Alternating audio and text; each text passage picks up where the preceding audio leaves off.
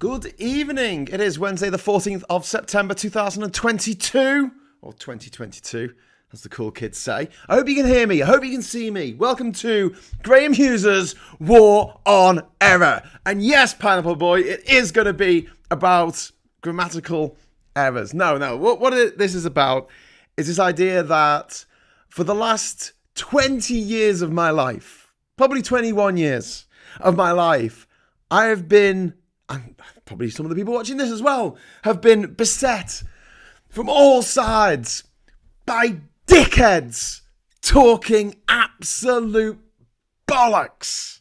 And we're kind of sick of it. It's all entwined. It's just a big, massive, planet-sized lump of bullshit that has been fed to all of us, over X many years. And I'm just sick of it.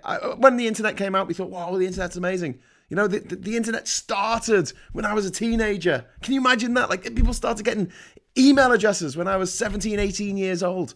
It was new. It was exciting. You could download porn. It was great. And yet, instead of it being this repository of the world's, well, it is a repository of the world's information. You can find stuff out on the internet now, just on your phone. It takes you a second to find it out. When I was a kid, you had to go to the library and look for a book. And then you had to look it up in the book. It took hours just to find out one fact. Now facts are everywhere, but everyone seems to have their own facts. And so when it comes to Brexit, conspiracy theories, toxic nostalgia, people who are freaking out that there are people playing mythical creatures in a TV show who aren't white, it's all tied in. And it's painful. It's painful. So I've decided for two reasons. One, which I didn't start the show tonight at 10, so I couldn't call it Hughes at 10, could I? So I've decided to call it The War on Error, which I might stick with, depending on what you think of the name. Let me know in the comments. A big hello to everybody watching. We have Pineapple Boy. We have David Juado. Hello. We have Duke Vengeance. Bloody hell. Where am I now? Squire. What region of the internet is this? It's the well, you're either watching me on Twitter or on YouTube, I think. It's quite dark in here. Like, I'm sorry, I'm quite dark on the screen. I've got the war room from Doctor Strangelove behind me. Probably a bit of copyright infringement there. Who gives a shit? But yeah, sorry for being so. I'll get another light on the subject. That's me. Tomorrow. Well, yes, I can't do a show tomorrow. That's why I'm here tonight. So yeah, because we do need to talk about what happened at the weekend. Not the fact that the Queen remained dead, which was kind of like, a bit obvious, but, there were lots of people there making sure she didn't jump from the grave. Oh, she's not in the grave yet, but jump from her coffin. Bah! Only joking. I was just messing with you. And they had to stand vigil. They had to stand by the coffin for hours. For like 6, 7, 8 hours, they had to stand there. What? Are they protecting it? Or are they stopping the zombie queen from coming out? I don't know what they're doing, but that's just dominated. The Queen's death has absolutely dominated everything for the last week and 6 days. Oh my God. Do you know it was only a week and a day ago that Liz Truss became our new Prime Minister? God, it feels like months. Anyway, the big thing at the weekend was the incredible Russian retreat from Ukraine. In fact, the incredible Ukrainian attack on Russia. Sneak attack. They went, we're going to go attack down south. We're going to go attack Kherson down south. And all the Russians went, shit. They're gonna go down south. Quick, put all the tanks there. Put all the people there. Put all the mercenaries and the rapists and the Islamic terrorists that were brought over to Ukraine. We'll put them down in the south. And then, meanwhile, the main thrust of the offensive was in Kharkiv, which is in the north. Stupid twats. Anyway, so that pushed pretty much effectively Russian troops almost out of the Kharkiv region, which is fucking amazing. Hopefully more things will come of this. I hope that President Putin will Kharkiv it. See what I did there? Or at least someone close to him will decide that they don't want him to be in charge anymore. However that is dealt with. Anyway, we've got Casper Northerner here saying, hi everyone, hello. I seem to be a bit husky today, I don't know, I haven't been singing or nothing. Wow, you're in Amsterdam. I'm not in Amsterdam, what? But I think people are having their own conversation here. Howdy doody, do, says Nat100. The lefty boater says, Kinele alila, yes. Thank God Graham's here, says number 3. Okay, thanks Richard. Appreciate it. 3-word slogan, no more lies. Would that fly? Message hasn't got enough feel-good factor. Yeah, well, they've got enough is enough, which is only 2 words, really. But there's problems with that, and I don't know why this keeps happening. And I can't say stuff because people are threatening each other with suing stuff. And you know what I'm like? If someone starts bringing, I'm going to sue you, I'm going to take this to court, I just run a mile. I just go, fuck this, I'm out of here. Just shut it all down, run away. Because I'm not going to court to defend telling the truth or, defend someone else telling the truth. Or I don't have it in me, all right? There's other people who can do that kind of thing a lot more effectively than me, possibly with a law degree. I don't fucking know. But the point is that the Enough is Enough campaign, the people at the top, just like the people at the top of the People's Vote campaign, turn out to be a little bit rum for various reasons, which is painful because you're like, for God's sake, you got a good thing going here. Don't put dickheads at the top because then, oh God, right, half the people have left. Anyway, right, so yeah, 3-word slogans. If anyone has any ideas for any 3-word slogans, let me know in the comments. No More Lies is pretty good. It's pretty good, Pineapple Boy. I'll go with that. No More Lies, yeah. But I think we need something a little bit more poetic and maybe a little bit punchier. Something like Take Back Control. Oh, that's been used. Let's use it again. Freckle Puny says, hi all. Hi, Freckle Puny. How you doing? We've also got number 3 saying, I started my studies of internet marketing in 1994. Motivation is the key to success, however. You'll get there in the end. Daily Blase says, good evening all. Hope everyone is well. Do you know what? Hi Blase, how you doing? I watched a video on TikTok earlier and it was the late, great Carl Sagan, who was an astronomer. A great, great astronomer from America who died in the mid-90s. Unfortunately, of cancer. He was taken before his time, but he did manage to say a lot of very cool and clever things before he did pop his clogs. The Blue Dot Festival in Cheshire, at Jodrell Bank, is named in honour of his poem, Pale Blue Dot, or prose, or whatever it was. It was just, it was about the fact that Voyager 1 turned around before it left the solar system and took a picture of the solar system, and on the picture that Voyager 1 took, the whole of the Earth was just one pixel, one pale blue dot. Anyway, and he was giving a speech in 1990. And this can't be faked because he's dead. And he was giving a speech in 1990. And he was talking about how much money had been spent by the American government on the Cold War since 1945. And he said, you ask people this and they say billions and billions. And actually, the answer is insane. It was $50 trillion. $50 trillion spent on the chance, the tiny chance that America would get nuked by the Russians. Okay? Soviet Union, I guess. Let's be technical. $50 trillion, he quite sagely points out, is enough to buy everything in America except the land. Every building, every car, every child's nappy, every pen, every book, everything that existed in America apart from land. You could buy it all for $50 trillion. I say this because today it turns out that for £50 billion, which is a fuckload less than $50 trillion, you could power the entire British Isles with wind turbines in the sea. 50 billion. But instead of doing that, our dickhead government are giving £200 billion of our money to the energy companies who look set to make 180 billion in profit for their shareholders. Oh my giddy. And anyway, this story that Carl Sagan was telling, well, he was giving a speech about it. He said, if a fraction of that money was spent on climate change, even if climate change was just a 1 or 2% chance of actually happening. It's not a 1 or 2% chance, mate. It's 100%. We're living it now. We had the hottest days on record this summer. We had wildfires in London. Half of fucking Pakistan turned into a lake. And yet you've got people like Jacob Rees-Mogg who don't believe it. Rees and Nigel Farage didn't believe it. I don't believe it. I don't think it's really happening. You're like, well, look at this. Look at these wildfires in California. Look at these wildfires in Australia. No, I don't believe it. La, la, la, la, la. I was like, how thick can they be? You know, imagine this travel pillow. For some reason, it's on my table because I thought I was going to go to London at the weekend, but then the Queen died. Imagine this is carbon and it's under here. It's under my table here, right? It's under the ground. I dig it out the ground. I've taken this carbon out of the ground and then I set it on fire. Where the fuck do these idiots think the carbon's going to go? You're mixing it with fire. It turns into carbon dioxide. Yeah, and it goes up into the sky. Times that by a quadrillion, more than a quadrillion, you end up with at least 420 parts per million of carbon dioxide in the atmosphere, which is enough to trigger an unstoppable greenhouse effect,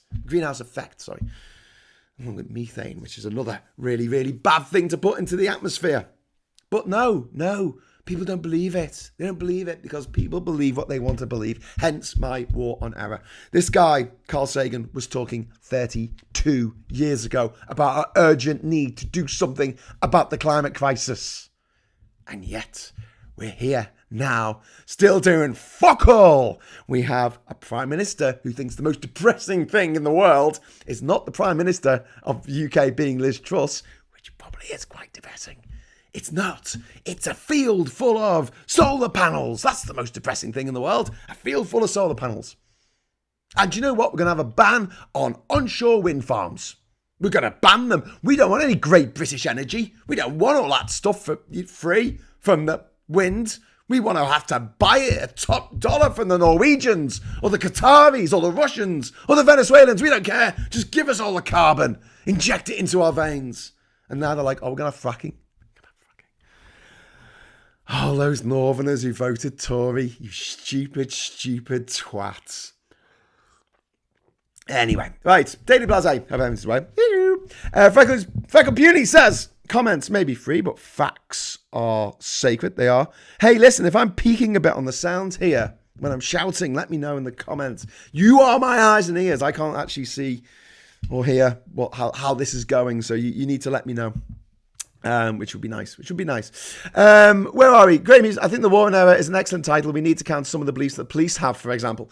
Well, I was talking about the police today, and I was explaining that the police, the Metropolitan Police, who today there was a police officer who was arrested or charged or something. It was in the news today for 13, was it, counts of child abuse. Met Police. They can't go a fucking day, can they? Without showering themselves in glory. By glory, I mean shit. It's painful. It's absolutely painful to see what they're doing to this country. You know, they're worse than the criminals. The police are worse than the criminals because they're more organised, you see. They cover each other's backs. Criminals are usually a bit thick. That's why most of them get caught. Most of them confess to what they've done. Don't believe everything you see on TV. Most criminals, when you catch them, they go, yeah, I did that. Sometimes quite proudly. But anyway, the point being that the fucking Met Police are a fucking joke. And the way that we deal with this is not necessarily to defund the police, but to split up the police in London, especially because in London they have a problem. What, they have 32 boroughs in London, is that right? Okay, right, that goes into 4. So let's have 8. Let's have 8 police forces in London, right? We have 8 of them. And they can share data and information about criminals because they have computers these days. But it won't be so big and unwieldy. You won't be able to get rid of someone who's a bit of a nonce by promoting them to another police station. Because it'll be too small. You wouldn't be able to get away with it. Let's do that. And then we'll talk about defunding the police as well, actually. Because there are certain jobs that the police do that blow my fucking mind. Why are police at football matches? Why the fuck are police at football matches? I do not understand. I don't get it. Those teams, they pay to have the police there. They have to pay, right? And people say, oh yeah, but the police get overtime for being there. It's a fucking... No, they are private security. It's private land, private security. I want my police officers stopping crime in the community. I don't want them policing a football match, which can be policed by private security. And if someone commits a crime, they can be detained and the police can arrest them. We have CCTV. Don't worry about it. We have the technology, dickheads. The other thing the police do, which blows my fucking mind, they tell you that someone's died. What the fuck? What? How is it their job to tell you that someone's died? That's fucking bonkers. Why would you want someone whose job it is to go around smashing criminals over the head with a baton to come and tell you that your loved one's dead? Don't you want someone who's like a professional counsellor? Don't you want someone who knows the right words to say? It just seems... It seems sadistic to me to have it set up that way. Oh, who does that? Oh, the police do that. What the fuck? What are the police doing that job for? That's crazy. So when we say defund the police, we're not saying don't give any money to the police. Just let's tighten. Let's narrow the police's the purview of the police. There you go. There's a nice little couplet there. Nice little bit of alliteration. Thank you. Just narrow it a little bit. Have them going after criminals, collecting evidence, and then giving evidence in court and trying to get people put away. That's their job. Policing. Not going around telling people that someone's died. Not going to a fucking footy match. Anyway, right. Fucking hell, says Lefty Boater. No, just Canal.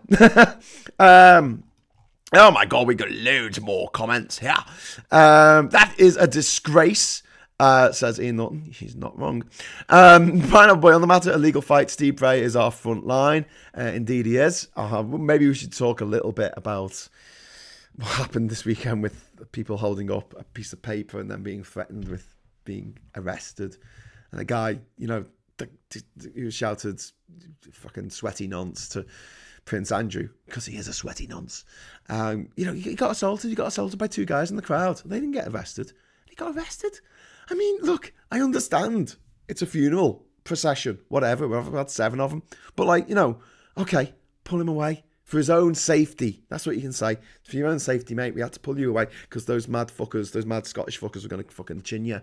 So we just did that for your own sake. Just pull him away. Procession goes along. You let him go. You don't fucking arrest him. What the fuck? Seriously. They didn't arrest Jacob Rees-Mogg for lying to the motherfucking Queen.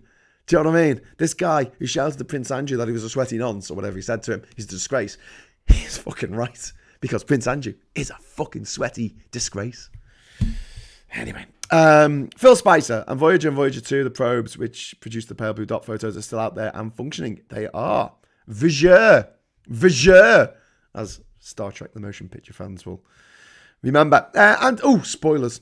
Anthony Higgins says, it's good to hear good news regarding the war in Ukraine. It's just scary when you get people talking about escalation to tackle nukes if Russia starts to get desperate and embarrassed by failings. Yeah, by failure. Well, I mean, all bets are off if they start doing shit like that. So I'm not even going to try and get ahead of the game there and say, well, what they should do in that situation. I have no idea what they should do in that situation.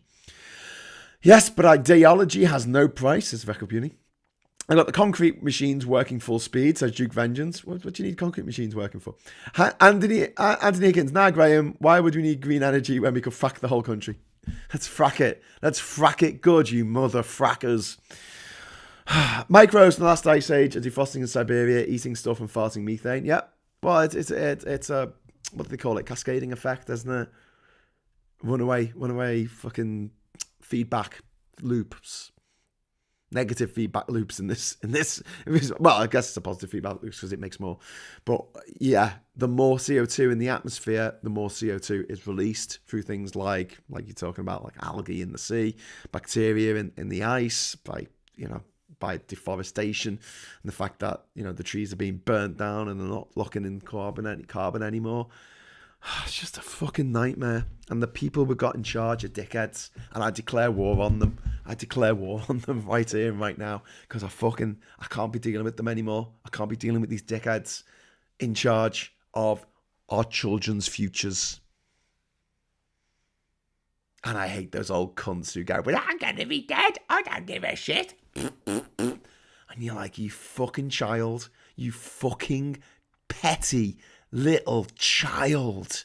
You're fucking 74 years old. And this is your view on life, is it? That you should just shit all over everything and leave it for the next generation to clear up.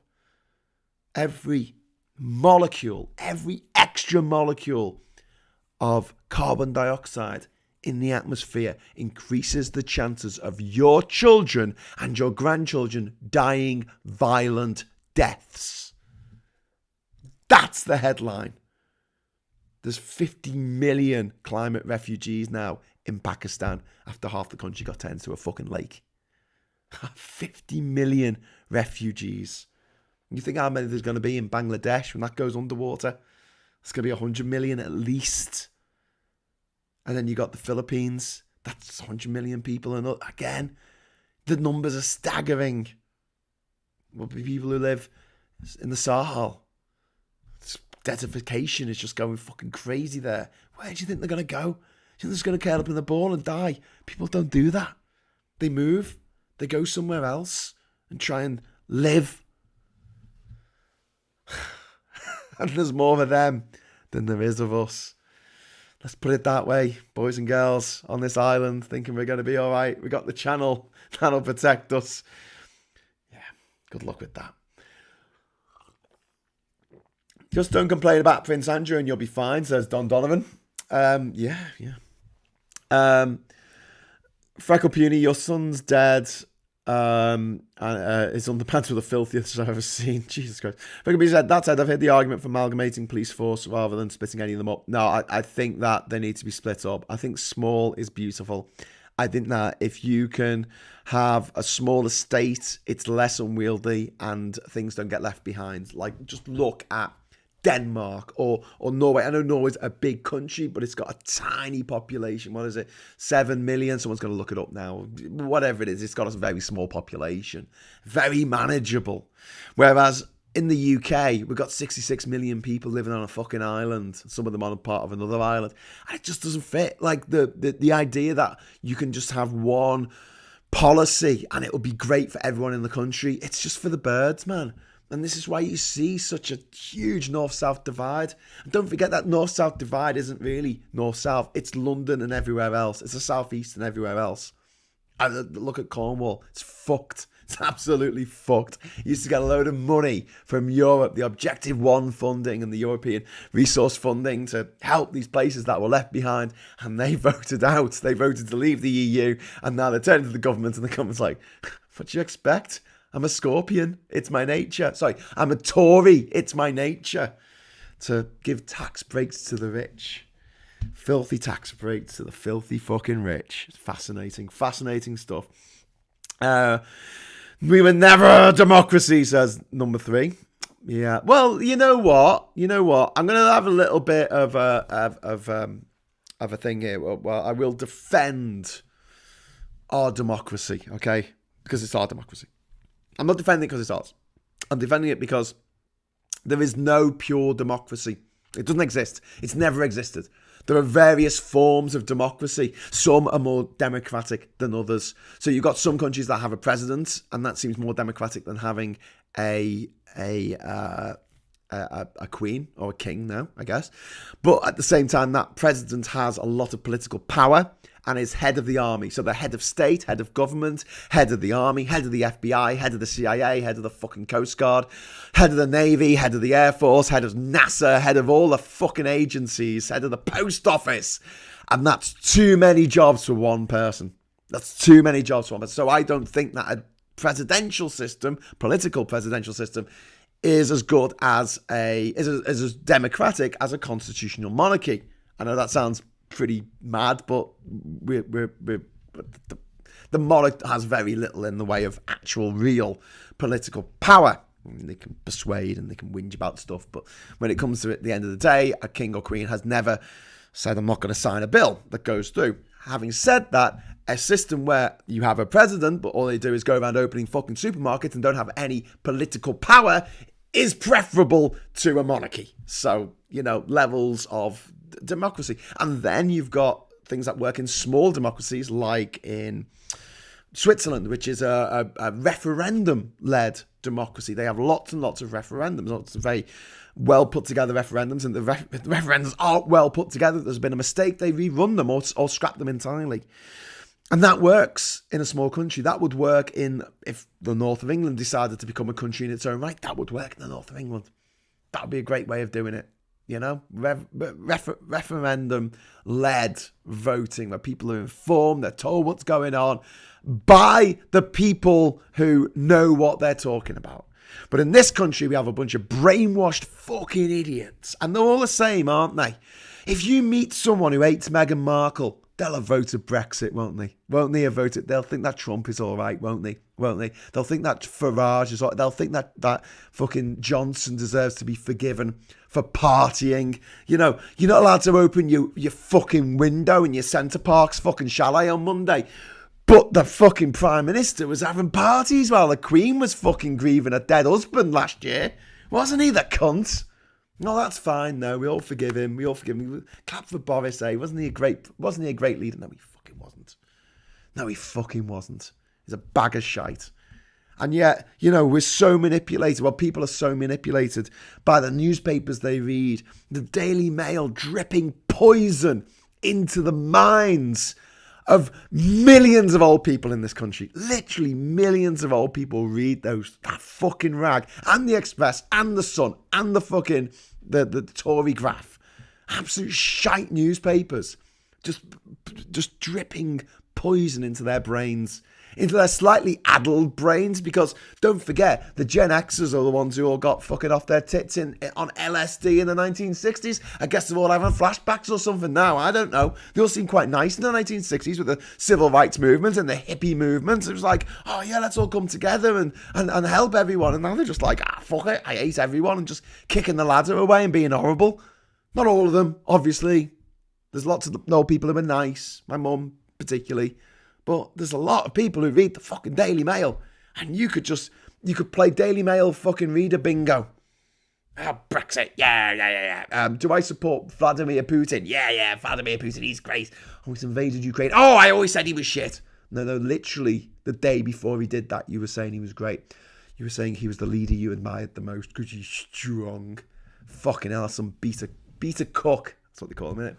That's some beta cook mentality, that is, isn't it? I like a man who's strong. You're literally a man. Yeah, but I like a man who's strong. Oh, my God. We're not in a gay bar now, Civil. Anyway, moving swiftly on. Money talks, Graham. It does indeed. Speak to me, money. Speak to me. Where are we? Norway, 5.7 million. That's from Anthony Higgins. So I said 7. So I got the 7 right. I knew it was small. I did say it was small. Well, thank you for correcting me on the numbers there. I'm usually within a few million of the correct answer on these things. To wage a war on error, one must first acknowledge that an error has been made, says Yoni. Yeah. There's been a lot of errors made. Yoni, there's been a shitload. There's been a metric fuck ton of errors made. Do you know, number 3 just pointed out that parts of Kent are very poor, and you're absolutely right. They are. I was actually going to say that, but then I started going on about Cornwall. But yeah, so but the parts of London are very poor. Yeah, rich and poor. Andy McAvoy's back. Hey Andy, how you doing? Great to see you again, mate. I'm in Twitter jail at the moment for not monarchy fawning enough. Mornhub. That's what Supertansky's now dubbed the BBC. Mornhub. I got kicked off Twitter. I got kicked off Twitter for 12 hours, and it was great because it kicked in at 9 o'clock at night, and then I got up the next morning, couldn't go on Twitter for 2 hours, and then I could go on it again. But that was because I said on Twitter, this is going out on Twitter by the way, that I would really like it if all the people who supported Putin would stop breathing. Now, I've just said that, and it's just got out on Twitter. Let's see if I get banned again. I doubt I will, because I don't think their little spiders are going to be able to pick this up. Norway has about 5.5 million, says Don Donovan. Oh, shit, we're going to have a fight here. And also, Andy McAvoy said, unless you're caught in a flood or fire, freeze or starve, the biggest risk to people is other people. Very true. The hungry, the desperate, it will get base in behaviour. Look what happened in New Orleans. I don't doubt that. The Finnish president relinquishes their party affiliation on entering office. So there's that, says Yoni. I don't think that it should be a political role. I think the head of state, as someone that personifies the nation or goes around the world speaking up your nation, I don't think they should be affiliated to any political party. I think there should be someone like David Attenborough, or the Queen. Oh no, she's dead. The Ireland also has a president, but the Dáil is what runs the country. Yeah, that's very true, says Andy McAvoy. The Belgian king refused to sign abortion rights law. They deposed him for a day and passed it into law. That's how you do it. That's just me and videos. Freud Siegmund, 72. From a logical standpoint, I'm not in favour of the monarchy. That being said, even though the monarchy is expensive, it's way more cost effective than being a republic. Ooh, it might well be. Elections are not cheap, nor election campaigns. This is Adam Jays here saying, is Truss's plan to borrow 130 billion a twisted admission that the Tories will lose the next general election and just intentionally hobbling the next Labour coalition government? Yes. That's exactly what they're doing, Adam. I mean, they're not even being shy about it. They're like, yeah, we're going to put it on the credit card that someone else has got to pay for. Which really pisses me off. I've spoken about this before. Really fucked me off because I was part of the Jubilee 2000 movement, which was calling for the abolition of the debts, these massive chronic debts that places in Africa and other places around the world were still having to pay off to Western banks and Western governments, in fact. And the Drop the Debt campaign, it was really, really successful. 2005, we went to Edinburgh. We all wore white and we made a circle around the castle or something. I can't remember. It was pretty good. And we had a Labour government at the time, and we got what we wanted, which was for these debts to be forgiven, because that's what you do when the country can't pay its fucking debts. That's what you do when a person can't pay its fucking debts. Their debts. You don't put them in jail and expect them to pay their debts off by being in jail and bumming smokes off their cellmate. It's just not going to happen. So what the reality was, though, it was that a lot of these places had gone through civil conflict in the previous 50, 60 years since independence. And as a result of that, some of them had gone through a particularly horrible period, a terror period in which an absolute fucking horror show was in charge, like Pinochet in Chile, like Idi Amin in Uganda. And that person took fuckloads of money from Western banks and spent it killing his own people. I'll say his own people because it was always a man. And then once the people had deposed this leader, made them fuck off to Saudi Arabia or killed them or whatever, the cost of more blood and sweat and tears, literal blood, the cost of lives, they're saddled with the debt that they left behind. Are you fucking kidding me? Imagine that. Like, imagine you buy a house. You move into the house, and then suddenly you get you get this bill from Blockbuster Video from the 90s for $500 billion that the previous owner of the house racked up fucking 20, 30 years ago. And they're like, yeah, you need to pay that. The fuck? It's got nothing to do with me. Why are you giving me this debt? And that's the problem with governments like our government now, borrowing this kind of money for future generations to pay off, for future governments to have to deal with. Fucking snidey little fucking cunts. Hate them. Okay, back into your messages, because you're so lovely. Did I mention how lovely you are? Super chats are open if you want to just show everybody how lovely you are. And I'll try and make sure that I start making a few more of these videos in the evenings times. Soon enough.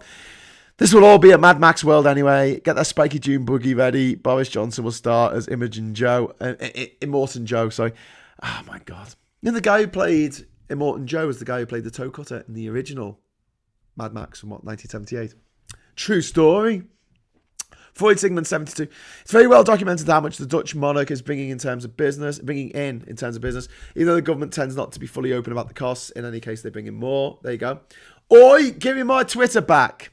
I only threatened to strangle Boris with his own intestines. Well, that'll do it.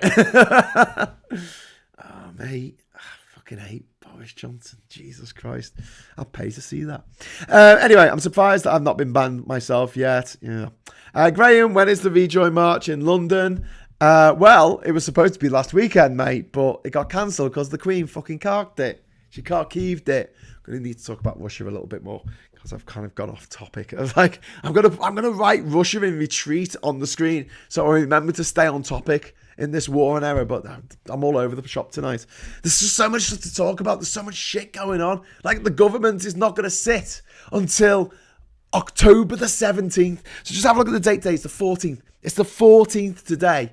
So it's over a month and 3 days until fucking government sits again. After the government not making any decisions over the summer because they're having a leadership contest for fucking 17 months or something, and then not making any decisions this week because the Queen's dead, and then she's not going to make any more decisions next week because the Queen's dead, and then they're going to go into Tory conference season. It's fine. It's not like there's a massive crisis that's going to affect every single man, woman and child on this fucking island in the energy crisis that we're facing, these horrific fucking bills, which businesses are already going bankrupt because they can't pay them. They're already shutting down and saying, look, I can't pay this. Shutting down the business. Jesus Christ. Anyway, Freud Sigmund said that mostly just for show. Is that a monarch? Indeed. Is that an admission and excuse that the UK teams can't compete with the EU teams? I know they're fantastic teams. I'm sorry, Freckle Puny, I missed. Sorry, just me in videos. I don't know what you're responding to, Freckle Puny there. Google doesn't allow me to send a super chat when abroad. So apologies for that. That's absolutely fine. But thanks for thinking of me, Pineapple Boy. Graham, what is your position on the new Prime Minister mispronouncing the name of the Ukrainian capital in the Russian way rather than the Ukrainian way and thus snubbing the Ukrainians? Yes. I actually brought this up. Did I bring this up last week? When I mentioned that she said from Kiev, instead of Kyiv, to Carlisle. And the fact that Carlisle didn't begin with a C really fucked me off. Didn't begin with a K. Really fucked me off, right? She wrote, this was a written script that she had written down. Do you know, she wasn't going off the cuff like I just did then. I made a bit of a mistake, but then I corrected it instantly. And she said Kiev, as in chicken Kiev. It's Kyiv, right? And we say Kyiv because we support Ukraine. Kiev is the Russian way of saying it. It's the Moscow way. And we need to stop saying Russian and just saying Moscow. Because Moscow is the nerve center of all this shit that has happened to the people of Ukraine and the people of Latvia, Estonia, Lithuania, Kazakhstan, Tajikistan, Uzbekistan, Turkmenistan, Kyrgyzstan, Armenia, Azerbaijan, fucking Georgia. All those countries, all these part of the USSR, Belarus, Moldova. I mean, like, they were just fucked for 100 years by Moscow. And then you've got the satellite states, well, not satellite states, you know, the states are the sort of, it wasn't part of the Soviet Union, it was under the Soviet curtain of influence. Sphere, sorry, get me objects mixed up here. Curtain, sphere, Iron Curtain, sphere of influence. So the Russian sphere of influence, which spread all the way across Poland into East Germany and Czechoslovakia and Hungary and Romania and Bulgaria and Hungary and sorry, I said that twice. And these places got fucked. They got fucked by Moscow. In the Prague Spring, when the Czech people stood up and said, "I'm sick of this," they rolled the fucking tanks in. If you were German and you tried to escape over the fucking wall, the Berlin Wall, they fucking shot you. Dozens of people were shot dead by the fucking Muscovites. So maybe we should stop saying Russian at all, because that has a bit like Russia isn't the problem necessarily. I don't think people from Vladivostok are making too many decisions that are affecting the rest of Europe. But fuck me, Moscow, fuck off. Like, seriously, mate, just fuck off. I tell you who can't fuck off right now, Yoni and Just Me in Videos for my super chats. Thank you very much. I really appreciate it. What would the Russian win condition look like? That's an interesting question. And Just Me in Vid says, glad I didn't miss this one. Well, Thank you very much for my £10 super chat. Yay. It's exciting. It's a bit like when it's €10. It's a bit like when you open a birthday card and there's money inside. It doesn't really happen when you're an adult, but when you're a kid, and you got a card and you opened it and you shook it and you go, money fell out. It was great. Anyway, I'm gonna have to change the money now. What would a Russian win condition look like? Well, I think we're beyond that in many ways, but let's have a look. So, at the moment, there's a little slither of Russian presence still in the Kharkiv Oblast, the Kharkiv region, and then you've got the Donetsk and Luhansk, which are together make up the Donbass region. Now, Russia doesn't control all of the Donbass, but it controls a fuckload of the Donbass. In fact, Russia still controls 1/5 of all Ukrainian territory. If they could retreat back to what they had on February the 24th this year before they invaded and spin it somehow like they had got rid of the Nazis. We had a special Nazi ray and that took out all the Nazis.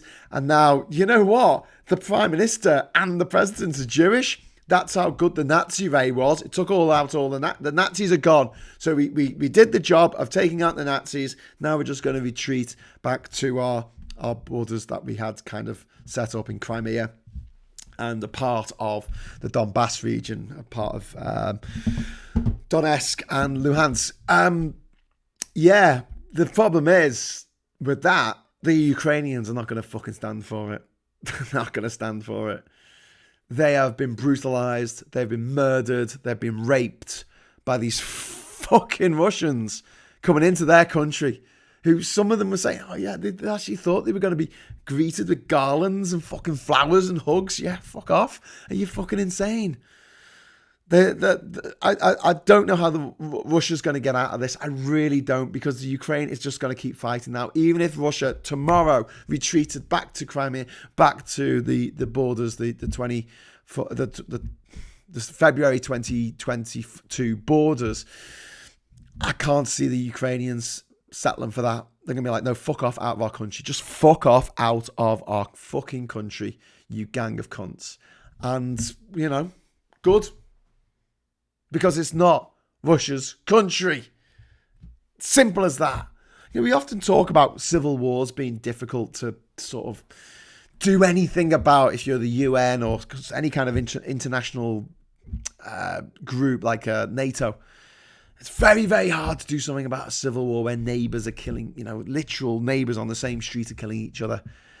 You see this in Rwanda, you've seen this in Angola, in Sierra Leone, all over the world where they've had civil war. But international war is a lot simpler in terms of the international community being able to fucking shut it down. Because although the Russians will say, oh yes, but there's these Ukrainians who are fighting on our side. Yeah, all fucking three of them, mate. The vast majority, 99.9999% of Ukrainians want to be Ukrainian and do not want to be Russian. If they wanted to be Russian, they could just easily fuck off to Russia and queue for fucking frozen potatoes or whatever they do in Russia during the winter. They don't. They stay in Ukraine. They stay in Ukraine and they want to be Ukrainian. And it's a lot more clear cut. And this is why you see when a country invades another country, like when Iraq invaded Kuwait, you can actually say, oi, get out of this country. And you can actually have a military front. You can't really have a front in a civil war. That's a very difficult thing because it doesn't usually work that way. It's not necessarily north versus south. It is sometimes. I mean, America, Vietnam, North Korea. But then you've got other places where literally there's a village there that's rebel village, and then you've got a village there that's government village, and right next to each other, and they're all spread out across the whole country, and it makes it very, very difficult to intervene. This is pretty straightforward, and to be honest with you, if I was in charge at the moment in NATO, I would be very, very tempted to just go, oh, fuck it, mate, let's just go in. Let's just fucking go in. Let's just go in. Like, people say, oh, well, they might drop nuclear weapons. Well, okay, let's get them out before they do.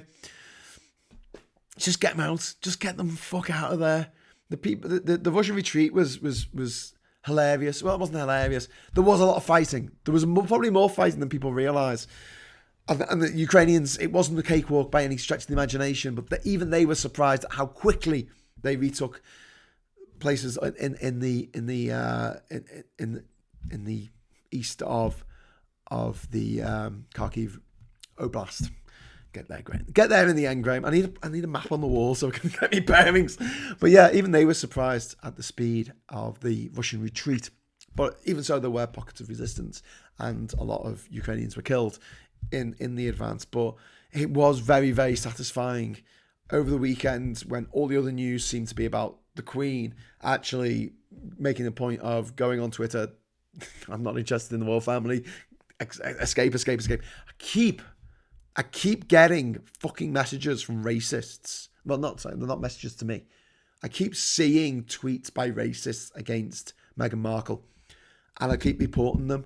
And Twitter doesn't seem to realise, like, its algorithm hasn't worked out yet, that I keep on, every time someone says something negative about Meghan Markle, I report them for racism, because they are racists, being racist.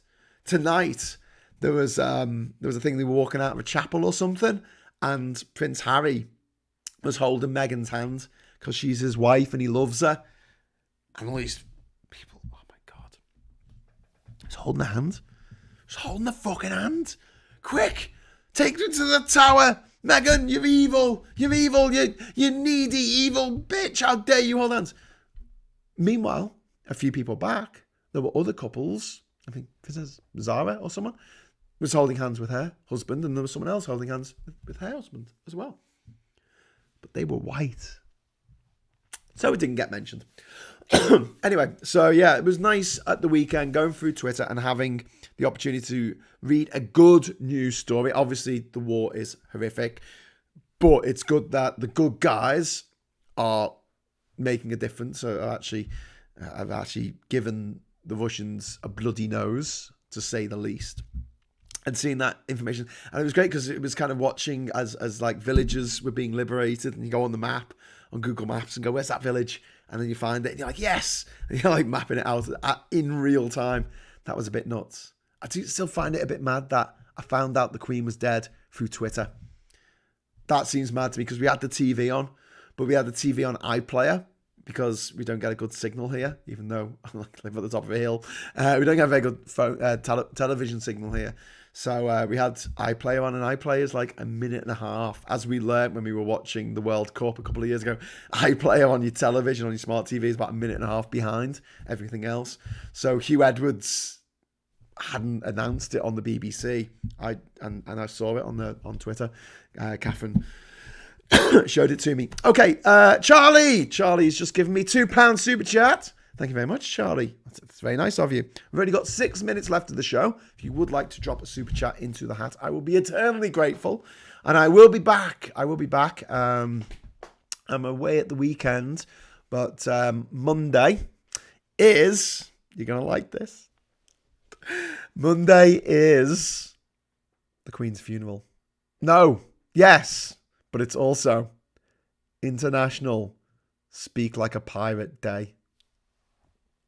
You know what that means, don't you? You know what that means, don't you? You know what that means, don't you? I think I might do a very, very, very sacrilegious, that's the right word, completely non-deferential voiceover to the Queen's funeral in pirate talk.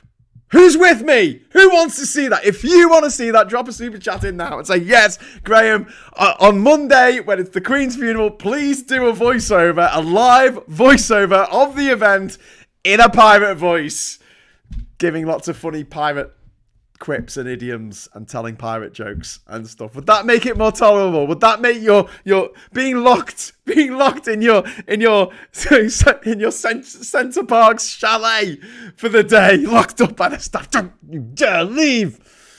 Don't open that window. Stay in. Mourn, God damn it! If that makes it a bit better, might be a bit more entertaining. Possibly could end up with me being sent to the tower. Please let me know in the comments. Also, Return to Monkey Island release date. Yes! Return to Monkey Island's coming out. Yes! I want to be a mighty pirate.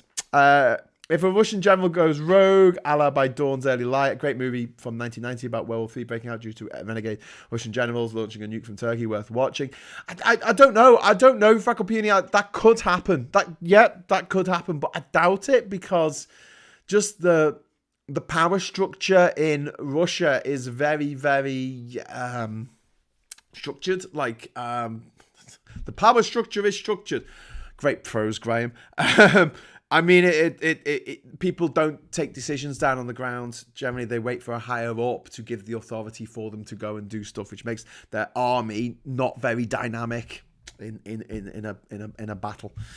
Anyway, and upload it to Pirate Bay, says Anthony Higgins. I'll be doing an early shift. We'll probably miss the entire funeral. Oh, you lucky bastard. Check your bank account. Okay, I will. Should I do this live? No, because...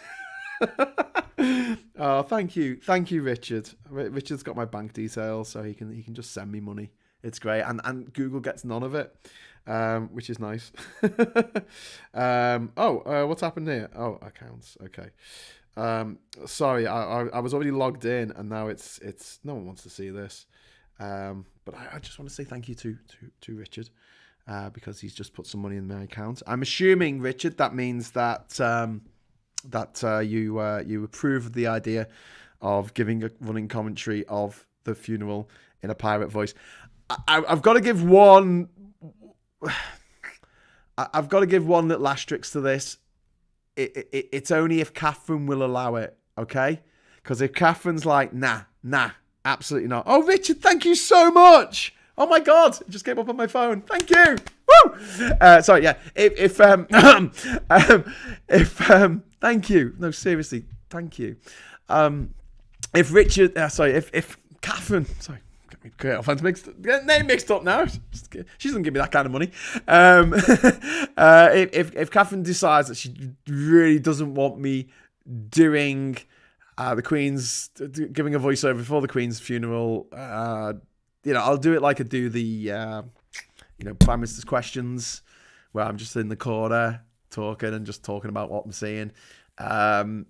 If she decides she really doesn't want me to do it because she's concerned about our safety, because there's a lot of fucking nutters out there, isn't there, as we've seen this week, then I won't do it. But if she gives me the go-ahead, then I will absolutely, Monday, whatever time the funeral is, it's 3:00 is funeral time, isn't it? Normally, traditionally, or is that football? I always get them two things mixed up. But whatever time the funeral kicks off, I'll be there giving my running commentary. I might not do the whole procession thing, because that takes fucking hours. But once they're actually in the church and they're saying stuff, it might be interesting, I think, to do a little commentary of our own in a pirate accent. And you'll be able to leave comments as you're watching it. And don't worry, you can be as sacrilegious as you want to be. Also, I might just sit there playing Return to Monkey Island. Should we do that, Kenty? Should we do that? Should we head over to Twitch? I'll download Return to Monkey Island when it comes out, and I'll just play that with me in the corner. That'd be boss. I'm thinking of buying a Blood and Plunder war game. Perfect timing. Excellent. Black Sails, mate. Black Sails. Yoni says a pirate commentary of the funeral is probably one of the interpretations of that monetary infusion. What? I don't understand. The Queen now here lie buried. Now we plunder her palaces, yar. I absolutely expect you to be wearing an eye patch, Graham. Oh shit, yeah, I'm gonna have to do that. Nutters out there? Surely not. Do it, says David. I hate nutters. I prefer fruitcakes. Yeah, you and me both. I actually quite enjoy fruitcakes. Anyway, oh shit, I didn't plug my laptop in. It's about to run out of batteries. Well, that's fortunate, because it is actually 10 o'clock, so I'm going to wrap it up for the evening. Thank you very much for joining me for my inaugural episode of Graham Hughes' War on Ever, in which we just talk about the news, we talk about what's going on, we talk about the environment, we talk about the Queen, we talk about the fucking politics, we talk about Brexit, we talk about anything we want to talk about, and I can't do this show without you. Honestly, I can't talk for an hour like this without your comments shifting me along and taking me off on tangents. So thank you very much for watching. Thank you for the super chats. Thank you, Richard, for dropping money in my account. And I will see you on Monday. Even if I don't do it in a pirate voice, let's do something. Let's do something on Monday, okay? So look out for it. The War on Error, spelt incorrectly. I was thinking of putting one too many R's in, but then let's do a pirate version called The War on Error. Okay, that was terrible. All right, until next time, thank you so much for watching. If you would like to become a patron, if you're not already, you can head over to patreon.com/thatgingerscouser. And until next time, thanks for watching. Thanks for the super chats. And I will see you next time. Hello, good evening, welcome, and goodbye.